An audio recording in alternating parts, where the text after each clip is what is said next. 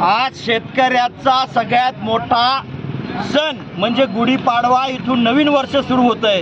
परंतु भूलथापा देऊन शेतकऱ्याला खोटे नाटे आश्वासन देऊन सत्तेवर आलेल्या या सरकारनं काल मात्र निर्लज्जपणाचा कळस केला. अजितदादा म्हणतात 31 मार्चपर्यंत हे पीक कर्ज सर्व भरा, त्याचं समर्थन मुख्यमंत्री फडणवीस सुद्धा करतात.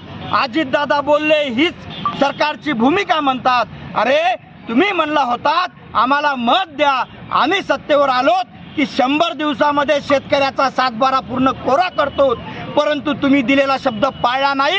म्हणून आज सणासुदीच्या दिवसात सुद्धा तुमचा निषेध करण्यासाठी जिल्ह्यातील शेतकऱ्यांनी काळी गुढी उभारून तुमचा निषेध केलेला आहे. याद राखा, आजपासून तुमचं सत्तेहून तुम्हाला पाय उतार करण्याचे तुमचे दिवस सुरू झालेले आहेत. राज्यातला शेतकरी तुम्हाला तुमची जागा दाखवल्याशिवाय शांत बसणार नाही. स्वाभिमानी शेतकरी संघटना